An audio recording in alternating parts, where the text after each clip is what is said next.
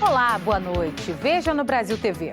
O homem suspeito de matar uma advogada em Cuiabá é preso e, segundo a polícia, ele confessou o crime. No Rio, a Delegacia de Homicídios vai analisar as câmeras dos uniformes dos PMs que participaram da ação que terminou com as mortes de uma menina de 5 anos e de um adolescente no sábado. Terminam as escavações de pesquisadores na sede do DOI-CODE, o antigo Centro de Operações de Defesa Interna da ditadura militar brasileira, na zona sul de São Paulo. E ainda, o nível do Rio Acre está bem abaixo do normal e não há previsão de chuva para amenizar a situação. Segunda-feira, dia 14 de agosto, agora no Brasil TV.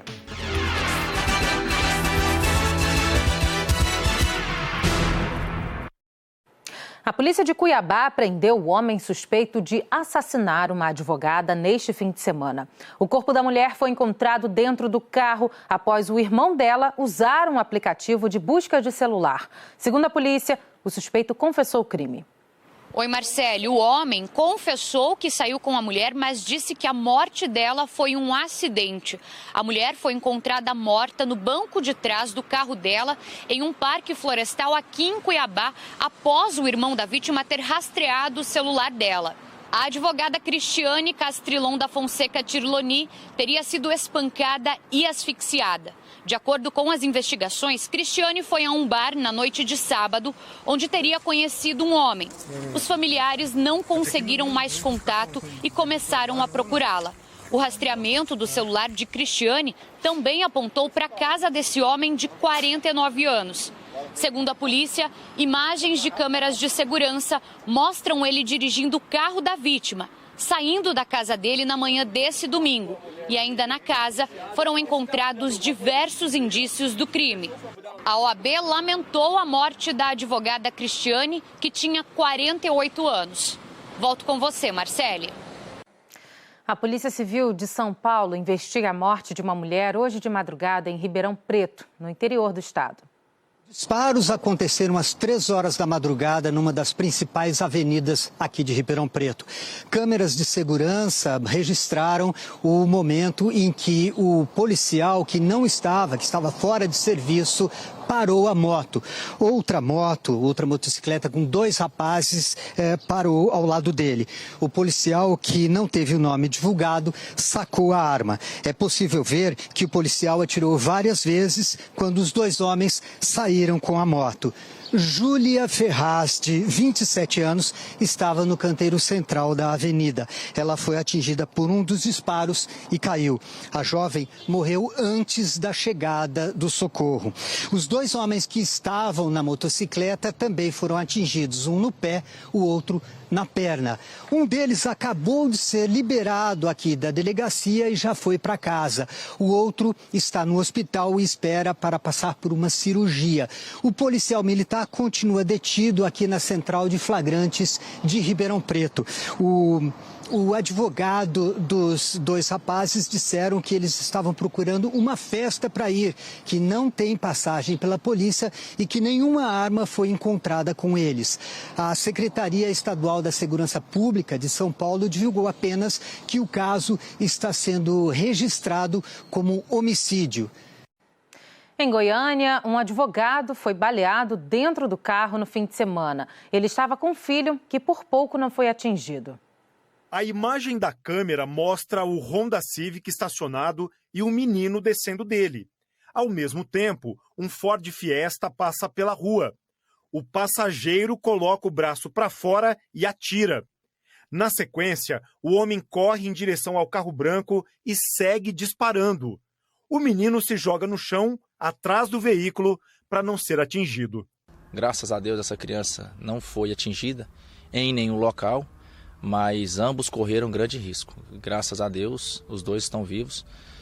A última informação que a gente teve é que a vítima está sendo tratada, está internada, aguardando cirurgia. O homem atingido com 3 tiros é o policial militar da reserva, que também é advogado, Marcos Cassimiro Fernandes, que completa 49 anos no fim deste mês. Segundo os policiais apuraram no local do crime, a vítima e o atirador se conheciam há muito tempo. Marcos estaria devendo dinheiro ao homem que fez os disparos. O que a gente tem de concreto é que a vítima devia ao autor uma alta quantia chegou a ameaçá-lo anteriormente e cumpriu a sua ameaça. A tentativa de homicídio foi aqui nessa rua, que fica num setor perto do campus da UFG. No muro da casa, a gente contou pelo menos 3 marcas de disparos. Na casa, ninguém atendeu a campainha. 3 horas depois do crime, equipes da Rotam e outros policiais militares localizaram o carro usado pelos suspeitos e também apreenderam o revólver calibre 38. Gesiel da Silva Santos, que dirigia o carro, e o atirador Onassis Vieira Moraes de Assunção foram presos e levados para a central de flagrantes. Nós não conseguimos contato com a defesa dos suspeitos. A OAB de Goiás disse que vai criar um grupo para acompanhar todas as investigações desse caso. A Delegacia de Homicídios do Rio vai analisar as câmeras que estavam nos uniformes dos policiais militares envolvidos na morte de uma menina de 5 anos e de um adolescente no último sábado. O corpo da pequena Eloá foi enterrado hoje no início da tarde. Ela estava, gente, dentro de casa quando foi baleada. O cara que tirou a vida da minha filha, só pergunta, ele está dormindo? Ele deve estar lá sentado no sofá, agarrado com o filho dele, pensando assim, o filho dele deve ter 5 anos também, né? Não sei se tem mais, ou se ele não tiver filho, mas um dia ele vai ter. Ele deve estar lá deitado com o filho dele no colo assim, ó. Filha, eu tirei uma vida de uma criança de 5 anos. Aí eu te pergunto, quando ele dormir, ele vai lembrar de Eloá. Ele vai lembrar de Eloá, foi a vida que ele tirou. Mais um futuro enterrado pela violência. O tiro que matou Eloá atravessou o peito da menina de 5 anos, que naquela hora só queria brincar em casa de pular na cama. O tiro estava comendo lá embaixo, a polícia mandando tiro para cima, né? Aí eu subi correndo para ver, quando eu cheguei lá, minha neta, minha filha, com ela nos braços. E um tiro no meio do peito. Foi brutal, foi aquele tiro foi para matar mesmo. Uma criança de 5 anos sem defesa nenhuma. Infelizmente, não vai voltar atrás, não vai trazer. Eu estou aqui falando, mas ela não vai voltar. Esse é o quarto onde Eloá estava quando foi atingida. A casa da família fica bem em cima da Avenida Paranapuã, onde acontecia uma manifestação contra a morte de Wendel Eduardo Almeida, de 17 anos. 2 ônibus foram incendiados na localidade conhecida como Cova da Onça. Wendel foi morto poucas horas antes de Eloá. A polícia diz que ele passou com uma arma na garupa de uma moto, reagiu a uma abordagem e trocou tiros com policiais. O rapaz foi socorrido, mas já chegou morto ao Hospital Municipal Evandro Freire, na ilha. A Polícia Militar afirmou que não fazia operação policial no Morro do Dendê. Informou que está investigando e que vai ceder à Polícia Civil as imagens de 8 câmeras corporais que estavam com os PMs. O comandante do batalhão responsável pela região foi afastado. A PM disse ainda que durante um patrulhamento de reforço, agentes foram alvo de tiros que partiram da comunidade do Dendê.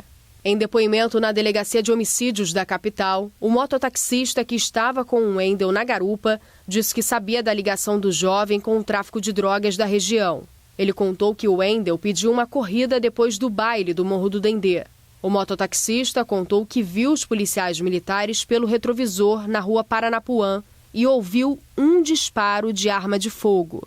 Logo depois, ainda segundo o mototaxista, o Wendel caiu. A testemunha acrescentou que não tentou fugir da abordagem da polícia e que viu os policiais militares pegarem uma arma do chão. Falou ainda que não viu se o Wendel apontou a arma para os policiais. Ontem, o clima voltou a ficar tenso na Ilha do Governador.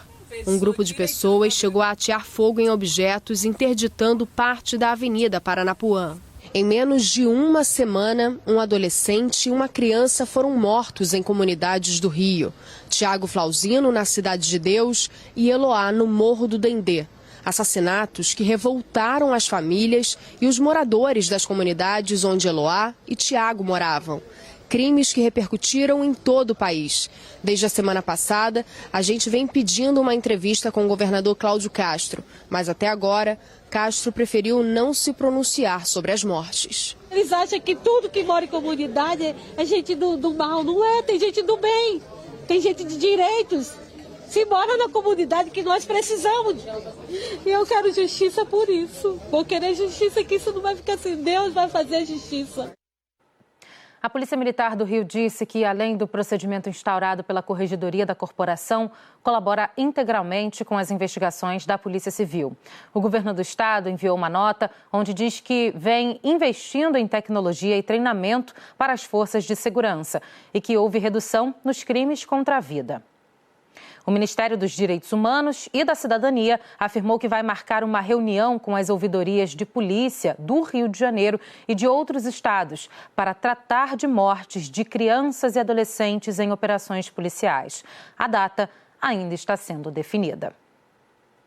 Fim de semana de violência também na capital acreana. Criminosos invadiram um baile funk, mataram uma jovem e deixaram 11 pessoas feridas. Outros 2 homens também foram assassinados numa outra ocorrência.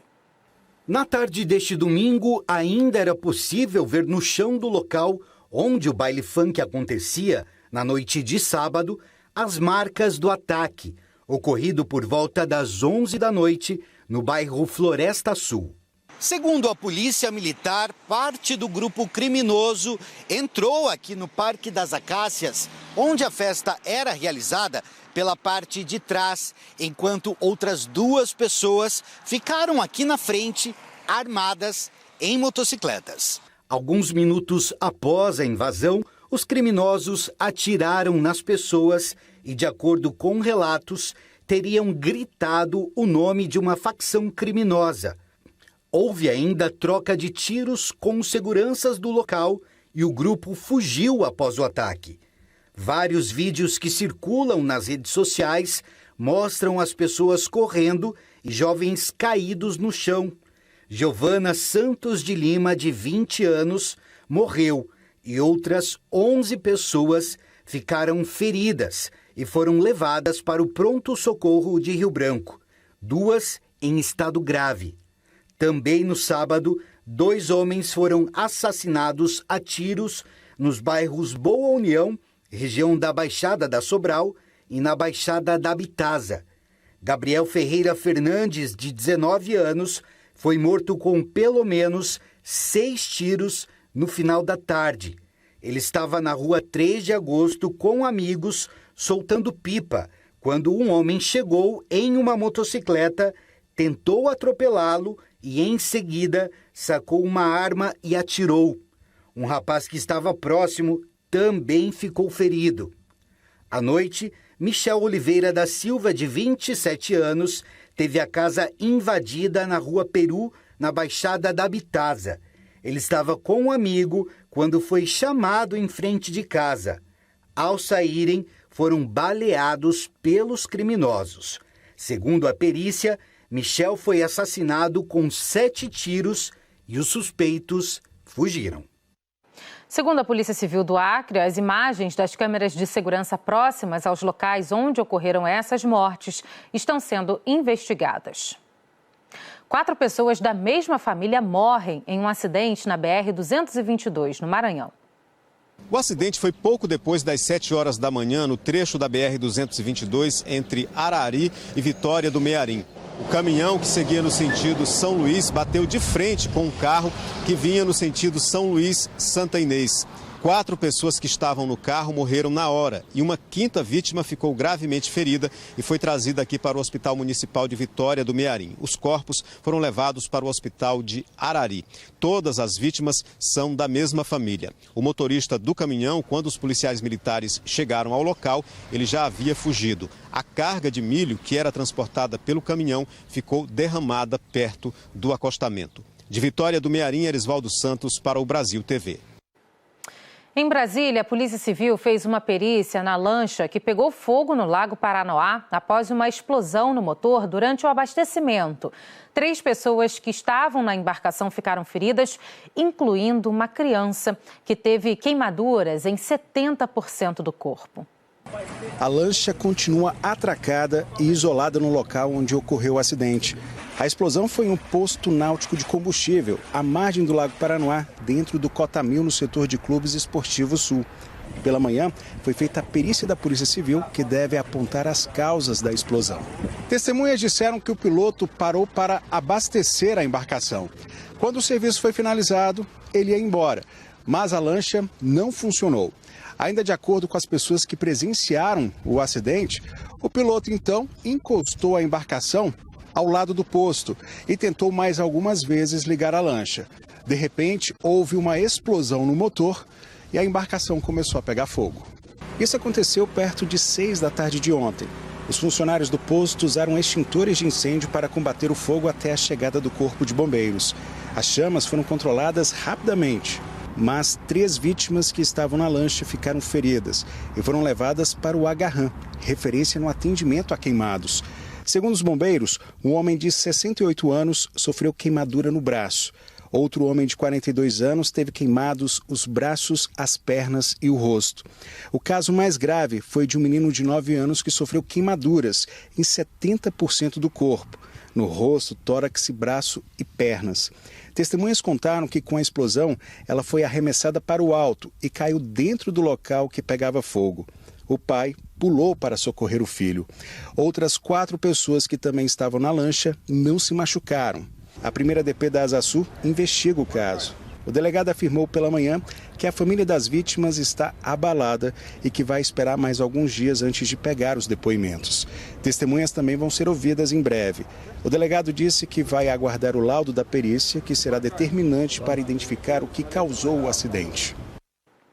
Pesquisadores ligados a 5 universidades públicas divulgaram hoje o resultado da pesquisa arqueológica no antigo prédio do DOI-CODE, em São Paulo, que foi um órgão de repressão da ditadura militar.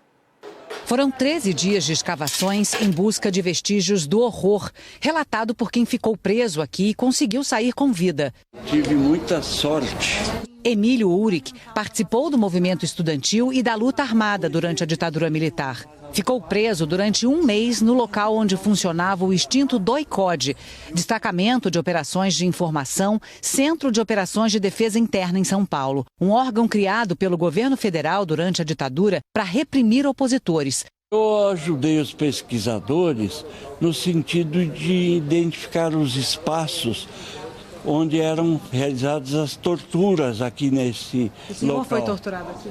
Eu fui torturado durante 30 dias. Historiadores estimam que 7.000 pessoas foram detidas e torturadas no DOI-CODE enquanto ele existiu, de 1969 a 1983. E calculam que pelo menos 50 pessoas foram mortas nesses prédios do complexo que sofreu alterações ao longo dos anos. Se configurou como principal centro de repressão e tortura do país, de onde saíam todas as ordens de busca, interrogatório, prisão no país todo, né? Entre os cerca de 400 objetos coletados, um pote para tinta de carimbo encontrado no local onde, segundo relatos, os presos chegavam e eram fichados. Já a raspagem das paredes evidenciou inscrições que registram períodos em que presos passaram por aqui entre as décadas de 1970 e 80. Os arqueólogos também usaram luminol para tentar encontrar vestígios de sangue nas salas, mas só a análise em laboratório vai confirmar o que de fato foi achado. A gente não pode, a priori, identificar o que foi que reagiu. A gente vai ter que levar todos esses vestígios agora para o laboratório. A primeira etapa do trabalho dos pesquisadores aqui no local onde funcionou o DOI-CODE termina hoje e uma nova fase começa. Todo o material recolhido aqui vai ser analisado nos laboratórios de arqueologia da Universidade de Campinas e da Universidade Federal do Estado de São Paulo. Um trabalho que pode levar meses e que também vai contar com a ajuda de quem, de alguma forma, testemunhou o que aconteceu aqui durante a ditadura militar. Os pesquisadores vão continuar colhendo depoimentos de vítimas e de moradores da região. Eles querem que o local se transforme em um memorial. E aí existiam 2 caminhos possíveis, né, para eles entrarem. Nas quase 2 semanas de trabalho das equipes, cerca de 800 pessoas visitaram o prédio. Estudantes, professores e pessoas como a Alba. Para ela, preservar o complexo do DOI-CODE é também preservar uma história familiar. O primo dela, Hiroaki Torigoi, foi visto pela última vez com vida pelos familiares em 1969. Ele foi preso, torturado e morto a tiros por agentes do DOI-CODE 3 anos depois. Queria entender, queria sentir, assim, sabe, como que ele era uma pessoa do bem, né? Não era um bandido, né? Ele só queria uma vida melhor para todo mundo, né?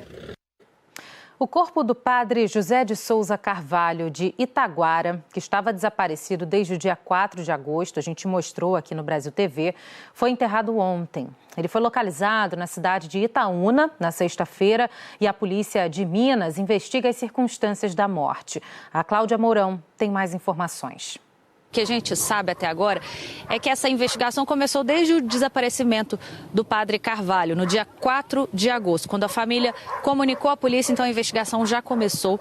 E quando o corpo dele foi encontrado uma semana depois, na sexta-feira, então foi feita a perícia no local, a polícia recolheu amostras para fazer exames de DNA, tudo isso são procedimentos que vão ser necessários para desvendar esse crime, né? Esse crime que chocou não só a comunidade católica, mas também todos os moradores lá de Itaguara, uma cidade com quase 14 mil habitantes. Nós estivemos lá durante o desaparecimento do padre e ontem nós voltamos para mostrar a comoção durante o enterro do padre Carvalho, o padre que era muito querido, a família muito querida na cidade.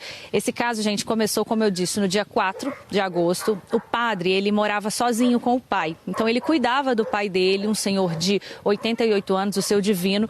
Então, ele disse que sairia, mas voltaria logo. Saiu de carro, deixou os documentos, deixou tudo em casa e era por volta de 7 horas da noite. E não apareceu mais. Desde então, os vizinhos, todo mundo continuou procurando, o telefone dele só dando desligado.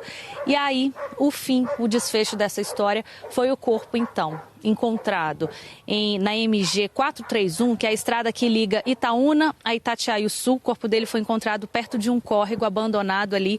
A polícia, então, fez todo esse trabalho. Parece que não estava com sinais de violência, mas a gente só vai saber o que realmente provocou a morte do padre depois da conclusão desse inquérito. Que triste, né? A seguir, o resgate do filhote de veado encontrado por uma família nas ruas do Distrito Federal. A gente volta daqui a pouco.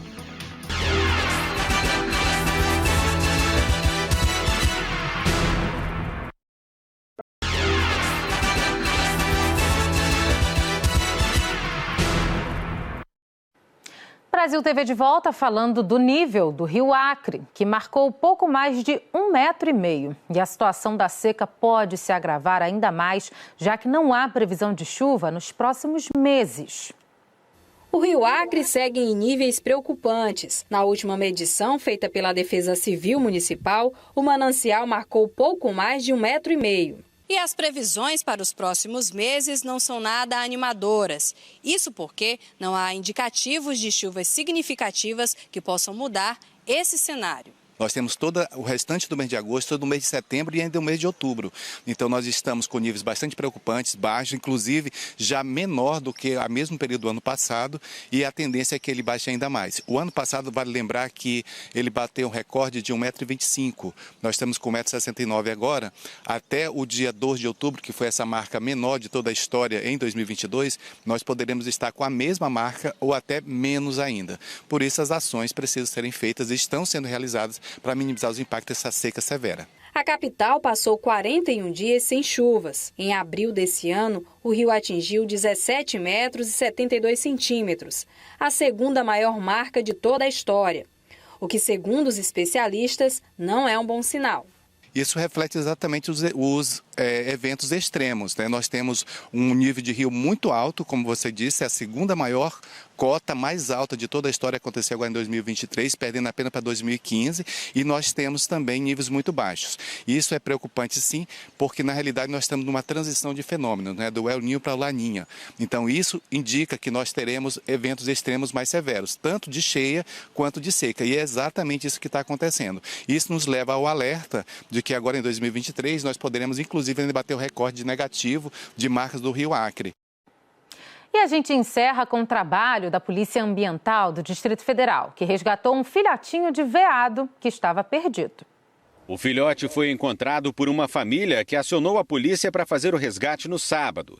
Ele tem aproximadamente 40 dias de vida. O veado foi colocado numa caixa de transporte e levado para um hospital veterinário, onde recebeu cuidados e estava em boas condições de saúde. Agora, o animal vai ser levado ao Centro de Triagem de Animais Silvestres do Ibama, o CETAS, e depois deve ser reintroduzido à natureza. Que boa notícia. O Brasil TV fica por aqui. Outras notícias no Jornal Nacional, às 8h30 da noite, hora de Brasília. Uma ótima noite para você. Até amanhã.